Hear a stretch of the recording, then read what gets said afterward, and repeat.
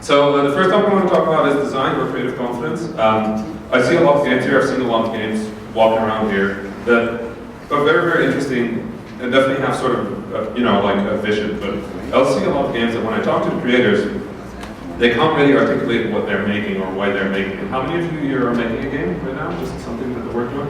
Okay. Can you just really quickly formulate what your game is? Just give me 3 sentences. It's tower defense. So it's tower defense, period. Magic spell or what? Magic spell tower defense. Okay. Somebody else making a game? Somebody nobody making a game? This is what I mean. Can you repeat because we can't both hear? Oh, sorry. You said tower defense, something with magic. Okay. Anybody else making a game?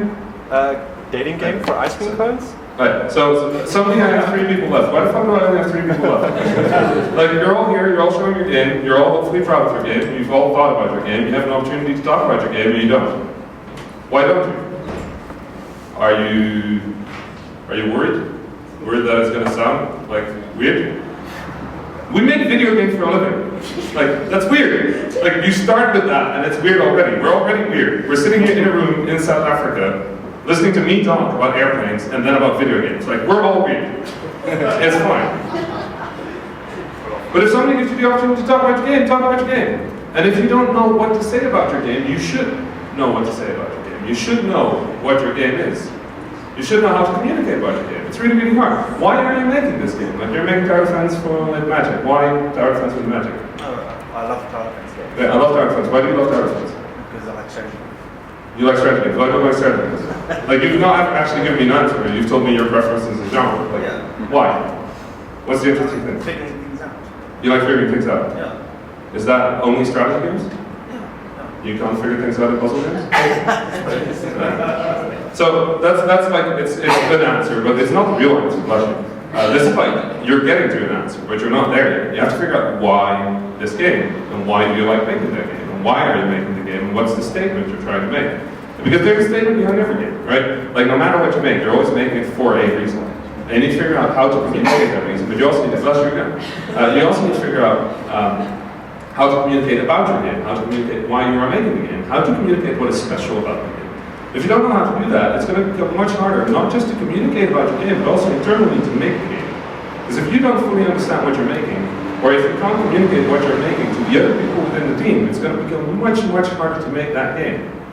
Now, when it comes to communicating in a team, I tend to prefer communicating in the media we work in. So if you're trying to communicate art, make a drawing. If you're trying to communicate music, whistle it. If you're trying to communicate sound effects, just go like, I want the explosion to sound a bit more like, is that like, but you need to figure that stuff, like, you need to communicate in a way that is clear to everybody. And if you can't communicate something as abstract as what the core vision of the game is, like, there is no other way of communicating that besides making the game or learning to talk about it. So learn to talk about your game. It's really, really important. And also, when you know what that is, it'll be much easier to communicate to other people, right? If you're doing marketing and you have no idea what you're trying to communicate, and you're trying to communicate like a really, really cool action game, and your screenshot is like just a guy standing with like a big gun in like a desert somewhere, like, that's not an action game. That's some person in a desert with a machine gun.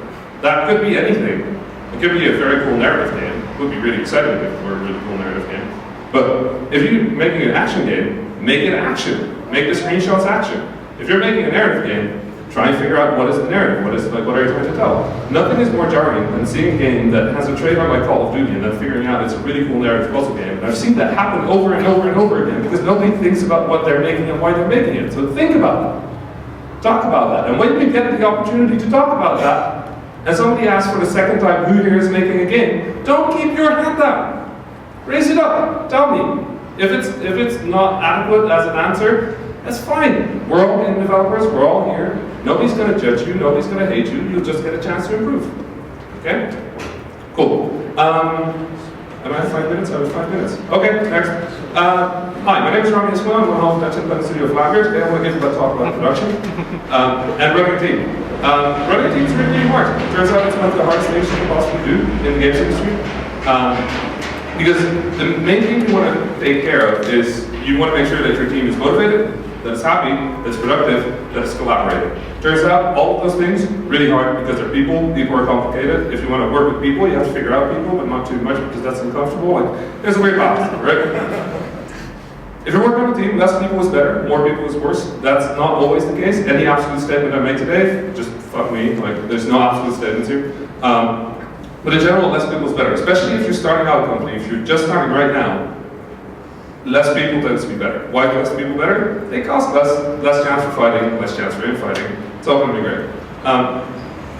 When you have a team, one of the most important things, as I said, is motivation. I'm not sure if as an example, if you have three things, right? You need three things to make a game. What do you need? You need money, skill, technology or knowledge, and motivation, right? Now assume we have to lose one, okay? So we lose the money. Now, when I started Vlambeer, we had no money. We ate noodles for like a year of our life and then made our first games. So if you lose the money, you can still make a game, right? You lose the technology, now you still have money. You can hire somebody to make a game for you. Now, if you don't have the motivation, you can have all the technology and all the money in the world. No fucking video game is going to get made because you're not motivated. That's just not how it works. You need to protect that motivation. In teams, that gets more and more complex because people can disagree about things and then you need to figure out how to resolve those kinds of problems. The best way I found to do that, and this is a very, Vlambeer's kind of an odd case because me and JW already don't like each other, but the best way I found to do that is have a very clear hierarchy. Clear hierarchy. Somebody is in charge of everything. That authority is something you need because if everybody's on the same level, the conversations are going to get stuck over and over and over again. And even if it's not a hierarchy, make sure that the person that is most, damn, I drank too much Coca-Cola. That the person with the most knowledge about a certain subject, make sure that they have veto power. So that if something gets stuck, you can get unstuck. Because I have seen many studios run into the problem of releasing a game, then after the game release is done, falling apart. I've seen many studios talk to each other, having like a tiny conflict, not talking about it, and the thing would fall apart. Making sure your team is happy, but also has clear responsibilities, a clear way of resolving conflict, that's going to save your studio. So even though the idea of a flat hierarchy sounds really cool, a flat hierarchy is for people that have done this for years, that have figured out how to work together, that have figured out how to run a studio, how to collaborate, how to deal with internal argument, how to deal with ego. As soon as you've got all of that out of the way, please go for a flat hierarchy. Until you're at that point, terrible idea. Make sure somebody is in charge of everything. Because that way, you can see where things go wrong, you can talk to them, you can hold them responsible, and if you can't deal with responsibility, you shouldn't be in a team anyway. Okay. When it comes to making a game, milestones and goals, really interesting subject. First thing, we're all terrible at scheduling. Okay? We're in the games industry, nobody here is at it. Like, nobody knows how to schedule a single fucking thing. I don't know how it happened, I don't know if it's a genetic thing, or if it's a thing that just you get rid of as you start making video games, but whenever a programmer says this can be done in 2 days, it's going to take 2 weeks. Whenever they say it's going to take 2 months, they're going to be done in an hour because they figured out how to do it. Like, don't trust any programmer that gives you any schedule, just by default. Actually, just don't trust most people that give you a schedule, but make sure that there is something that people can work towards, right? People need a goal. They need a deadline. Very many people need something to work towards. And I've worked with very many people that are very good about 3 days before the deadline, and any other period of time they're terrible. You know what you do? You just give them an earlier deadline. Hi, welcome. So you just give them an earlier deadline, that's fine. I mean, it's not really lying, it's just a deadline for them. And the other thing you have to be really careful with is scope, because scope will kill your project. If you're not good at scoping, that will absolutely kill your project. It will even kill your project if you do a Kickstarter that earns like $78 million, as we can see right now on the internet, because shit is falling apart on the internet right now. Scope will kill your project, scope. And even if you get the possibility to scope up, usually not a good idea. Stay at your scope, know what you can do, and like you can slightly overshoot it, you know, be ambitious. I'm not saying not be ambitious, but like slightly over scope means that you know what your scope can be, right? A lot of people say like, oh, we have this idea, we can do this, and then over scope a little bit over that, and then it turns out they couldn't do the first thing at all anyway, because we're all terrible at scheduling, and then everything falls apart. So learn to manage your scope. The best way to learn to manage your scope, make very small projects. So get going, make projects that take like a week to make. And you'll suddenly realize that a week is not a lot of time to make a proper game. You start to scope down, make another project. Too big, scope down. Another project, too big, scope down. And slowly but certainly you'll figure out what you can do with 1 week. And what you can do with 1 week is really not that much. So learn to scope. Final thing, if you are in a team and you are not the producer, and for some reason you have to punch your producer, Period. Crunch sounds really, really heroic. It sounds really, really cool. It's not always bad. Remember, like, absolute statements don't exist here. But if you want to crunch for a few days, go for it. But again, motivation is so, so important. If somebody burns out on your team, that will destroy everything. Because if you're crunching, you're going to need every single last person. But the honest reality is, you shouldn't be crunching. The honest reality is that you should have never been in the situation where you're crunching. Sometimes stuff happens, you might have to work like a little bit harder, but if you're continuously in modes where you have to crunch, punch your producer. If your producer is good, your producer will punch themselves. Okay? Good. Hi, my name is Rami Ismail. I'm one of the Dutch independent city of Vlambeer. Today I want to talk to you about business and about deals. So deals are a weird thing, because a lot of people have to make deals, but deals are kind of, like, nobody really knows what a good deal is, because nobody knows what we're talking about when it comes to money. So let me run you through some really quick basics of the games industry. The average revenue share rate is 70-30. 70 for you, 30 for other people. Okay? If you want to do a deal, the amount of money that you should be looking for in general is going to be the amount of money you need to run your studio, the amount of months you need to finish a project, multiplied by the amount of people you need, multiplied by their salary, multiplied by about 2.5. Why 2.5? Because we're terrible at scheduling, and we're probably going to need 2.5, like 2.5 times the amount of money that we said before. Plus, if the project fails or doesn't earn a lot of money, having that extra buffer will allow you to start a new project. So you multiply those values. Now, we're really good at making those values too low because we don't think our labor is worth much. Our work is worth money. Fine. This is an industry. Like, if you make creative work, that's worth money. Nobody else will make the same thing you're doing. Maybe you can make something like it, but but a creative job is worth money. You can ask a salary. You can ask for money. If you're dealing with a bigger company, especially with a bigger company, that's what they expect you to do. So if somebody comes to you and says, like, I want you to make a game, it's like, let's say Cartoon Network, or Miniclip, or I don't know who, right? They come to me and say, I want you to make a game. The first time I ran into Adult Swim, I said, I need $30,000. They said, okay. And you know why they said okay? Because that's a ridiculously low amount. They were so happy. Because they could have, like, I could have asked 7 times that and still gotten the money. So I lost, like, what, 170,000? Because why? Because I'm an idiot. There's not, well, 30 grand is a lot of money. Like, 30 grand is not a lot of money to run a studio. And think about it, if you have a studio of, like, what, 4 people, 4 times a full-time salary, times, like, 6 months for a project, you're way over 30,000. You're far over 30,000. You can ask that. Not everybody will give you that, but that's part of negotiation. Sometimes something falls through. But what I do know is if you're a game studio and somebody's looking for a professional game, you give them a ballpark figure that's like 40 times lower than that they expected, some of them will work with you because you're cheap. A lot of them will think these people have no idea what they're talking about.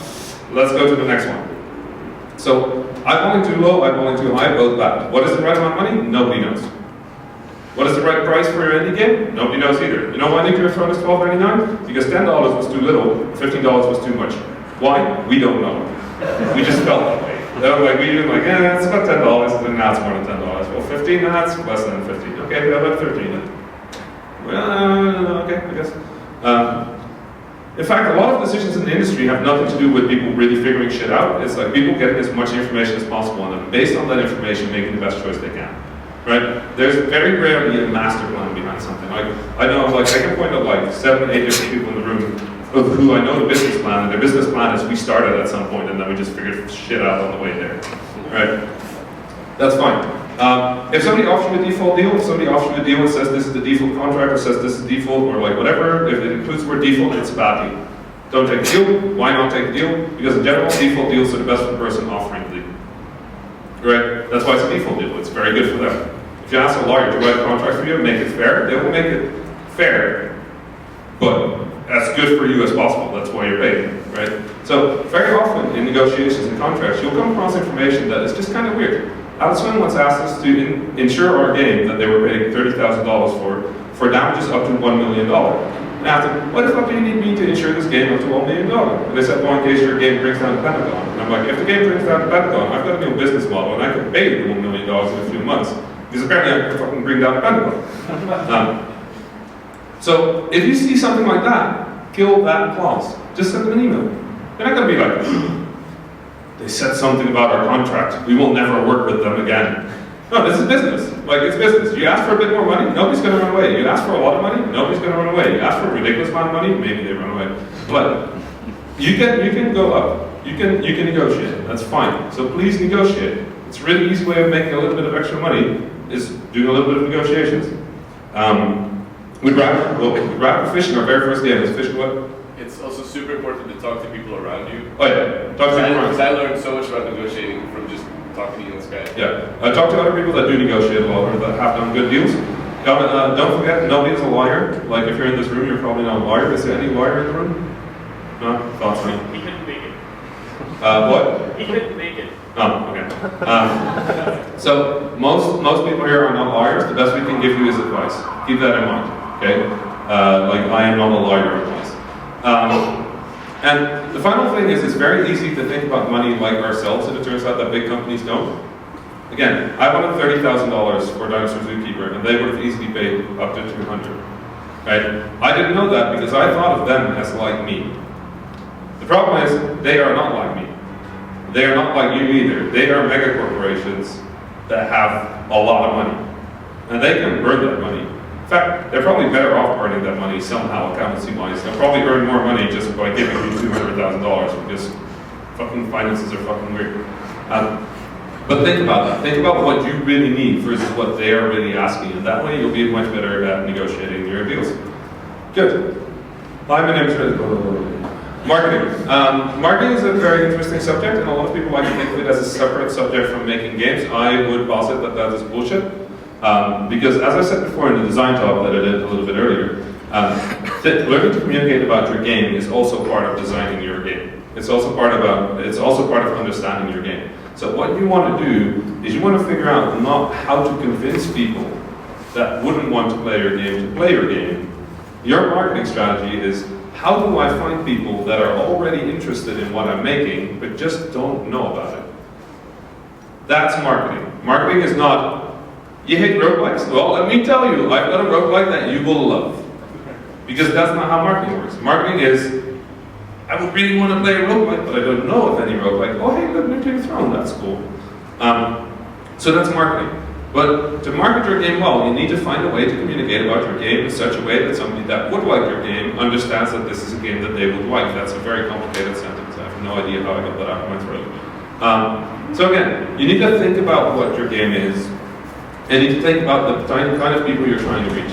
So, for example, if you take Super Crate Box, that was a freeware game, so it was very easy to market because it's like, if you like anything arcade at all, here's a free thing that you can play around with, right? And then as it got more and more prestige, we started adding that in, we still kept the freeware angle so that people were more interested in the game. But it turned out that people that wanted to play Super Crate Box don't really give a shit about awards.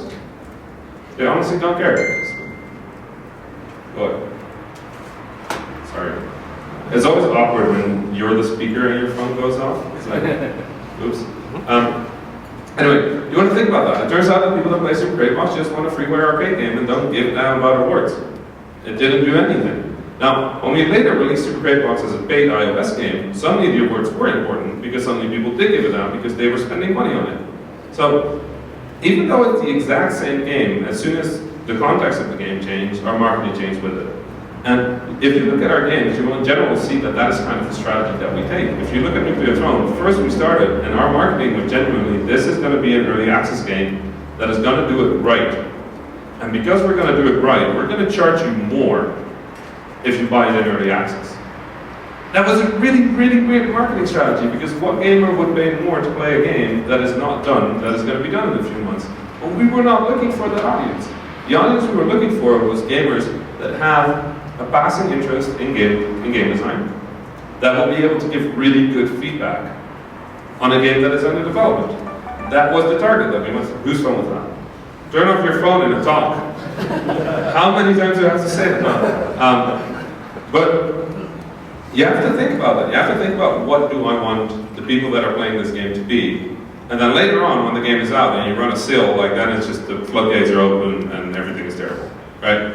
But up until that point, you can sort of steer. You can figure out, who do I want to talk to? And how do I reach them? Ridiculous Fishing, very different case. iOS game. How do you market an iOS game? Nobody knows. That's the right answer. But what we do know is one thing. if you can get enough people to play your game, the best way to market your game is word of mouth. So how did you think we optimized Ridiculous Fishing for word of mouth? Every day on the train to work, I would play Ridiculous Fishing. And I would see if the person next to me was interested in what I was playing. Because if I could get them interested enough that they would maybe ask about the game, that's an extra sale, right? So I just played the game. I played it on the train, I would give it to random people, ask them to play the game, and see what it did, whether it spread. And when we got to the point where it spread, every now and then we launched. When we launched, it spread, because we knew it would, because we tested it. So you have to think about how to reach those people. And for a traditional game audience, that's a very different thing than iOS audience. This is a very different thing from arcade players, roguelike players, stuff like that. Finally, the final part I want you to think about is your community, because your community is super, super valuable. I gave a talk the other day in England where I said no single person, no single purchase of your game is worth losing your community over. If somebody buys your game and they're an asshole, refund the fucking game. Just give them back their money and help them fuck off out of your community. Because your community is a million times more valuable than that $12.99. And I know that's pretty extreme, and I know that like we can do that because we're a bit further into development. But think about your community. Please think about your community, because the people that love your game and that love your work are the most valuable people that you will ever find if you're trying to survive in the industry. And if you lose those people, if they leave because your community is toxic or it's full of assholes or everybody is being very, very negative and constantly talking down on you, that's not worth it.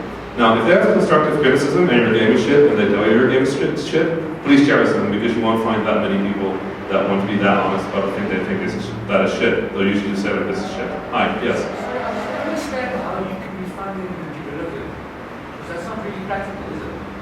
Well, yeah, it's totally practical. So how do you refund if somebody's an asshole? Well, you find the account, you then contact whatever platform you ask for if they can refund it, and then you ban them from your forums. Probably the easiest way to do it. Honestly, you don't even have to refund them. You can just ban them from the forum. Like, the honest reality is, if they buy your game, the rights they have bought is access to your game, not access to your forum. That's not actually part of it. I just like the refund as an extra gesture of fuck you. Anyway, marketing. So yeah, for marketing, think about marketing in terms of your game. So Ridiculous Fishing marketing, kind of cheerful, kind of social media oriented, because we had Birder, which was fake Twitter in our game, so we kind of wanted to talk about social media. So we made a fake social media. We made Birder, which didn't actually launch. That was a weird ARG thing that we made. While Lifterhousers was like dark, sort of gritty, kind of to the point marketing, because Lifterhousers was a very effective, angry game. Nuclear Throne marketing is a lot more like colorful, focused on the characters, because people love the characters and we want to communicate about the characters. So you can see how every time we change our marketing approach, that's how you should think about your marketing. Not as a way to convince people to play your game, but as an extension of your game design to get to the people that would want to play your game anyway. Do I still have 5 minutes? I like that Thorsten kind of looked at his phone and went like, sure, whatever. I like the part where he made it look official, where it's like, just sure, whatever. Culture, final thing I want to talk about. Culture is a very weird thing, and culture is a very special thing as well, because we all have it, even though we're not 100% aware of what we have. Did you know that I found out the other day that Dutch people, when they respond to somebody saying hello, their average method of responding is responding with the same exact word but in a higher pitch? I have never noticed that, because nobody ever told me, and I'm Dutch, so I will never know that. So when we say Guten Morgen, we'll respond with Guten Morgen. Never noticed that. I also didn't know that the Dutch are the only people in the world that think reheating spinach is a bad thing. Like, apparently somehow a myth happened, and like a large amount of Dutch people think you can't reheat spinach because you will die. It's very good. Isn't it true? Did you hear that story? I heard it was really bad for you. Yeah, no, it turns out that it is really bad for you if you're younger than 3 months old and eat a shit ton of it. Learned something new. But yeah, that's a very Dutch thing. Apparently there's a lot of Dutch things that I've never noticed. Like if I look at the train station and the train is coming, and it's like 15 seconds before the train should be there, every Dutch person will stare at the clock intently. And as soon as the second digit, like the digit, hits the time the train should be there, everybody looks at their watch and starts pacing around the platform. Because there's nothing we hate more than the train being 20 seconds late. Because that's the biggest problem people face in the Netherlands very often. But like, that's not true. I know there's bigger problems than that. Like It used to be like, So why should we wait 20 seconds? yeah, why isn't the train on time, damn it? Shit. Let me move my appointment with my doctor. That's effectively free thanks to insurance. Yeah. No, but yeah. So culture is a fair bit thing because it's internal to us. But a really big thing that people tend to do in the games industry is try to remove as much of their culture as possible. And it's a very, very logical thing to do because the way we look at games is very often in the context of the American market. The American market is really, really fun. You know which game seems overly American but absolutely isn't? Road Force. Have you played Road Force? That's a South African game if I ever saw one. That's the snarkiest shit I've ever seen in my life. And there's one thing I learned about South Africa. South Africans are really fucking good at snark. I didn't notice that, but that's something you're all really, really good at. You're really good at metaphors that seem very, very like friendly and like accepting of something, and it actually is like, oh. So, that's South Africa. I want to see that in your games. And I don't want to see that because you're actively trying. I want to see that because you are making something genuine and something that is true to yourself. And if you make something that's true to yourself, you will make something that nobody else on the planet can make. Because nobody is as good at snark as you are.